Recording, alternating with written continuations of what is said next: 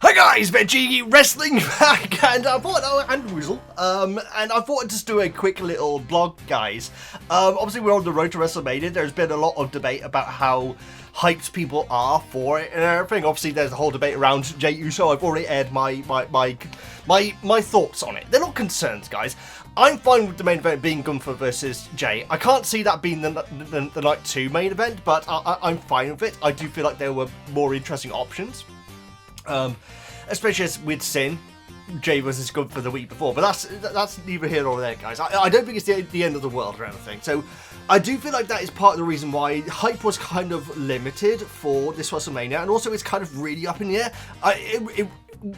It really does feel like we really need to get Elimination Chamber out of the way just so we can understand what they're actually going for. I know that there's a lot of rumours about it being a freeway between Punk, Rollins and Reigns. I really don't like the idea of that, guys. To be honest, it feels like it would feel a little bit like last year's WrestleMania, where, in my opinion, Seth was kind of just like shoved into the storyline just to make up the numbers. I would much rather see Punk versus Roman Reigns with minus Seth. And that's not to rack on Seth, guys. He's clearly a brilliant wrestler and everything. I do feel like his gimmick at the moment is the worst he's ever had. I just feel like it will be CM Punk and Roman having these absolutely very on the nose, truth-talking, great promos, and then Seth will be laughing and dancing around, you know. And so that's my concern by that. So, but right now I have no idea what they're doing, because obviously we had The Rock come back on SmackDown and had his promo. That's what we're here to talk about, guys. I've watched it a few times now, and when I watched it at first, I must admit, I was kind of like just baffled. And I'm afraid I'm still baffled by it and everything. It's great seeing The Rock back, guys. I absolutely love The Rock, and the weirdest thing about him is that he is someone who can absolutely feed off the crowd and work out what the crowd are thinking, and if it need be, you know, make a gear change and you know, go in a different direction and everything. We saw it in the classic example, obviously, Rock versus Hogan, where suddenly it was clear that The Rock sensed the audience, and so they just flipped it mid-match to be who was face and heel. And so The Rock is brilliant at that. He really is so good at sensing an audience and changing things and then getting people behind him again. I personally think that this may have been the worst Rock promo of all time. That was on SmackDown, especially if you. I feel like the Netflix debut promo was so weird, and it really felt like, oh, plans have been screwed up, I'm going away now, bye everyone. Because he basically made, you know, he called Roman the tribal chief, gave him Nula Fala, and, you know, shook hands with Cody, and it really was like, oh, well, that's all the storylines dealt with then, regarding Rock, see ya. But now he's come back, and the promo was so bizarre. I'm gonna say this, guys, I mean, you know, a bad Rock promo is still a good promo, you know. Like I say, he's one of the absolute best talkers in wrestling. He always has been. And if, because I don't want to be posting negative videos, guys. I know that there's a lot of, you know, YouTubers who exclusively post negative content and everything. That absolutely isn't what I want to do. I actually had a conversation with someone on Twitch actually yesterday, because I put out a tweet saying how Cody, the world champion, was basically made up to be a dumbass in this promo. He really was. He just stood there going the entire time and everything. I thought that was to do that to the world champion. I think is horrendous. Regardless of who the world champion is, the world champion should be seen as that person who was at the top. And even his boss, you know, when Stone Cold was world champion and Vince was like, you know, trying to stop all that, you know, back in the Attitude Era, Stone Cold was still seen as the top of, you know, the top of the tree. Cody looked like the bottom of the tree during this promo. He looked like a yuppie fish. He just stood there going, looking around, and it almost looked like he was trying to work out what the heck The Rock was talking about. And so yeah, I put out this tweet saying that you know, Cody was made to look pretty dumb during this promo. And I got a reply from someone who didn't follow me saying, why don't you just let it play out, you know, see where it's going before criticising everything. And I said back to them, I think that wrestling into the community, this is a big part of wrestling now. It's to discuss things, to give opinions on it, to say you're worried if something's going in a different direction. I think it's a really fun part of being a wrestling fan, and so I feel like that, you know, that's why I feel like it's okay to air these sort of things, because it's part of the conversation, which makes wrestling a lot of fun at the moment. The fact that it is this, you know, blurring the line between what is real and isn't, and being able to discuss that and give our opinions on it. And the person blocked me. So yeah. So yeah, that was fun. But yeah, and so this isn't me like trying to rant on the company or any individuals and everything. The Rock was the top guy when I started watching wrestling, guys, and so it was absolutely a huge part of me getting into wrestling. I do feel like this was so convoluted and made so little sense. You know, the thing that didn't make sense is that The Rock is clearly delighted being back, and this is the case even with his promos last year, guys. When he turned heel and, you know, joined the Bloodline and everything, every now and then he would clearly do something where he's just trying to have a bit of fun, like get the audience behind him and have a quick giggle and everything like that, and then not get back to the heel stuff. And so I remember there was one Raw Smackdown where he came out, and I think he came out with a guitar, in fact, and started singing songs about Cody Rhodes and Cody Crybabies and everything. And he was clearly trying to get the audience behind him rather than get any heat, you know? And so in the promo on SmackDown, it was so confused because he would talk like a heel, but then say, like, you know, say how many Instagram followers he has, or how well Mulan 2 did and everything, and thank the audience for making it such a successful movie and everything. He didn't stick to being a babyface or heel, and so it was. I saw. In fact, I just now rewatched it again just to get my final thoughts on it. And I think the most liked comment says that The Rock has overtaken The Big Show for the most heel babyface turns just with this segment alone, and that's really what I get from it as well. It was so I'm guessing he was meant to be a heel in it, right? But half the time, if not more than half the time, he wasn't coming off as a heel. He seemed like a nice guy. He then started talking about, you know, making Cody's dreams come true. I wish he'd just said with lots of money, because he kept on saying, I'll make your dreams come true, I'll make your wife's dreams come true, I'll make your baby's dreams come true. And it felt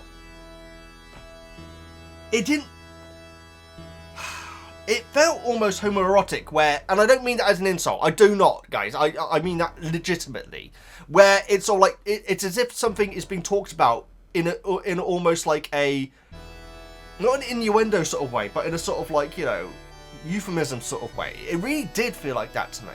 I do not mean that as an insult, guys. I really don't. I mean it literally. You know, I mean, there's a lot of homoerotic stuff in wrestling, guys. Obviously there is. So that was just bizarre. The fact he kept on saying about, you know, making your dreams come true and everything. And The Rock is The Rock, guys. His music hits, the crowd goes absolutely nuts. They're chanting his name and everything like that. That's going to be the case, heel, babyface. That's the respect that The Rock has at this stage. But throughout the segment, which was a long segment, guys, it was like it was like 25 minutes or something. The crowd got even more and more confused, and then quieter, and then kind of mumbly by the end of it. And so when The Rock said about I don't want that. Oh god. Cody said so little in this promo, and it just made him look like such a small fry.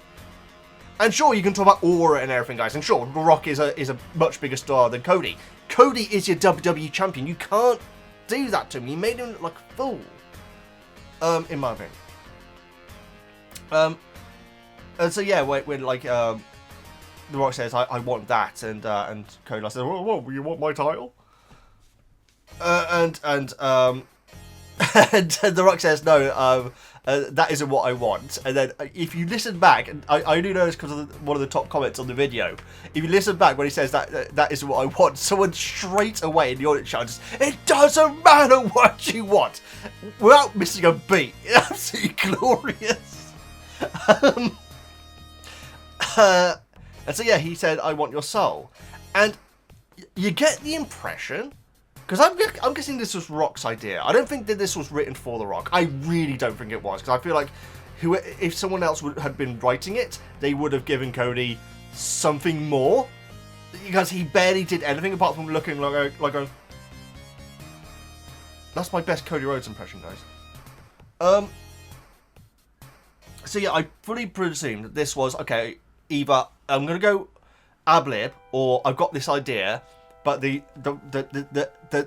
end line, that what do they call it? The it's not go home line, but yeah, like the big line at the end of a promo. I can't remember what it's called, but you get the impression that he thought, as soon as I say I want your soul, the crowd's going to be like, oh my god, where's this going? But they weren't. They were like, I'm sorry, what? I'm sorry, what? That's where I was. I didn't understand what he was talking about. And so then you had this extraordinary long time. This sounds like a rant, guys. I'm so sorry. You had this... I feel like it is like 4 to 5 minutes, if not... It felt longer. It felt much longer. Of The Rock sort of like turning around, smiling, and then like, you know, putting the microphone down, and then slowly getting out the ring and looking over at Cody, and then walking back and smiling and like, you know, kind of chuckling to himself, walking down there, looking round, smiling. Cody's in the ring going,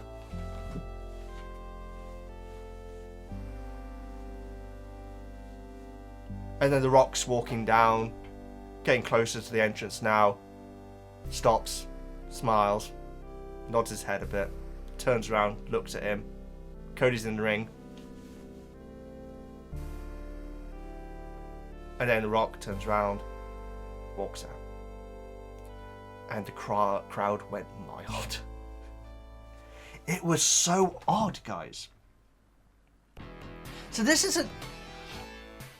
So The Rock is fantastic at promos. I think Cody has been... I feel like people like say, how good has Cody Rhodes been this title run? I think he's been brilliant. I feel like his opponents have been very limited. It's basically just been AJ, KO, Solo. That's it, right?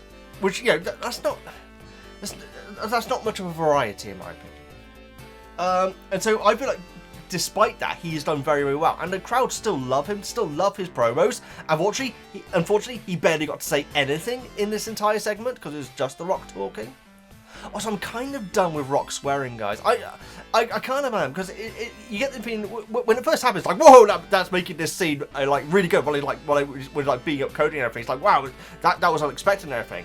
Now it really just feels like it's the really rich guy at the top of the company saying, I'm going to be a bit of a rebel this week. It really does, you know. I'm kind of done with that as well. I'm not done with The Rock, guys. I don't know if the title of this video is going to be are people sick of The Rock as I like. I certainly don't want to make it so clickbaity. But whatever that was meant to be, ain't it? And whereas before I was kind of like WrestleMania doesn't really have much heat now. After that promo, I'm like, I feel like something's coming, but I don't know if I'm going to like it. And so, if I was to make a prediction right now, it's going to be The Rock wants Cody to turn on Cena. And I don't know if that's going to happen at Elimination Chamber, so maybe Cody could cost Cena the Chamber match. I don't think that's the case. It could be something that happens at the end of WrestleMania, so it could be that Cody turns heel at the end of WrestleMania, which I'm not against, guys. I feel like Cody can be a fantastic champ. I feel like it'd be a fascinating decision to have this really white meat babyface who is at the top of the company make that sort of move, because, you know, who's he then going to go up against? It's going to be one of the bloodline, isn't it? Yeah, I don't know. It's one of these things where we just need to get Elimination Chamber out of the way. So in a way, that guy is right. The guy who blocked me for being completely fine.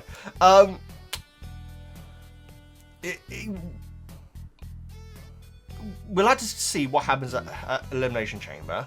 But when a promo, which is like the big selling point on SmackDown, because they're saying, hey, The Rock's going to be on SmackDown tonight, you know, tune in and everything, and the show did a great number apparently.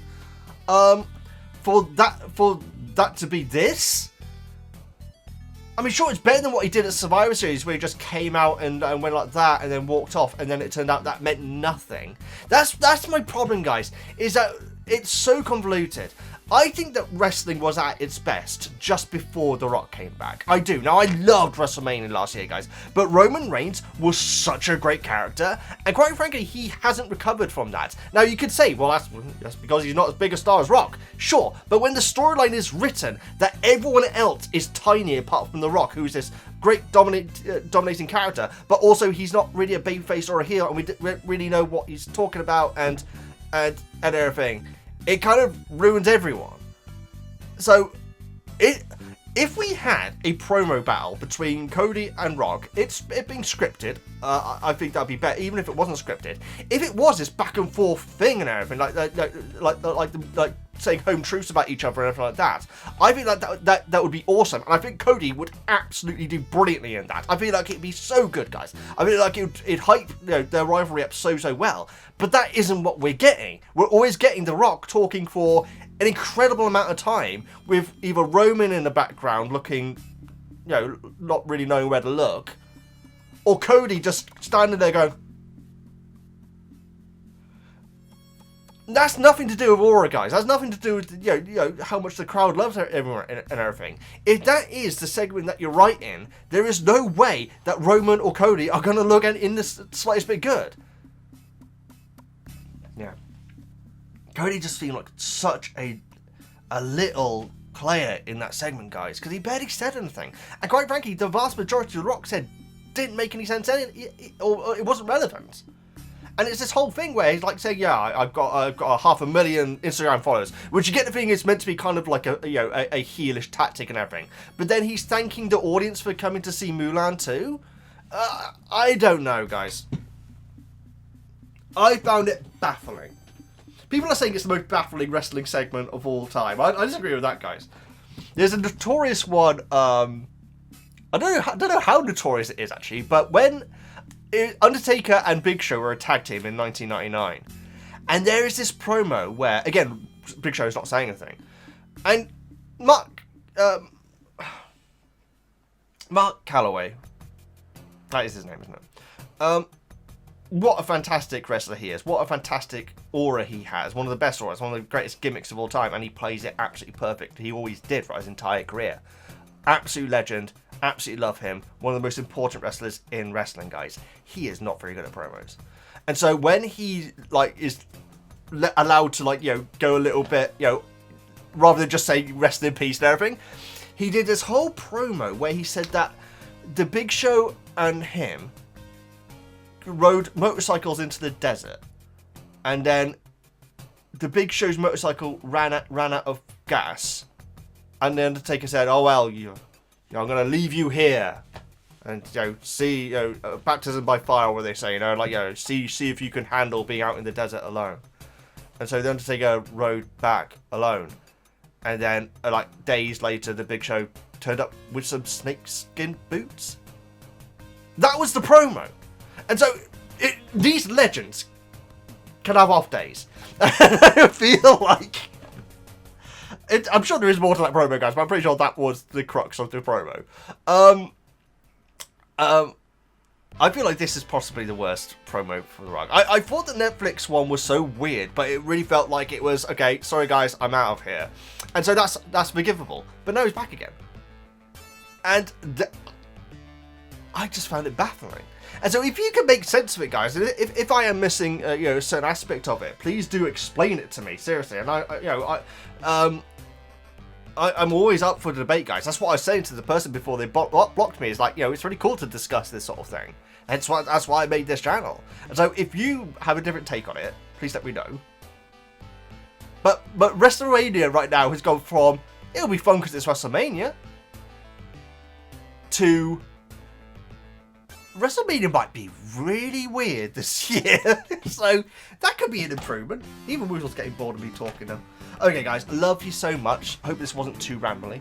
Hope you understand what I meant about the homoerotic thing, guys. And again, I did not mean that in a negative way, but it felt like there was a connection that is something that is very metaphoric, I feel like even probably The Rock realised that wasn't his greatest moment. And so they could easily course correct, guys. Of course they can easily course correct. So it's very possible that at Elimination Chamber he will be fully a heel or fully a babyface. Explain what he was talking about, you know, keep it short. Allow Cody to say things rather than just have him standing there like a tool for 25 minutes, guys. To be fair, Cody was out there for like around 20. It probably a little bit less than that. Oh, but him just going. God bless him. Still love them both. Still think that both absolutely brilliant. But this ain't it, as the kids say.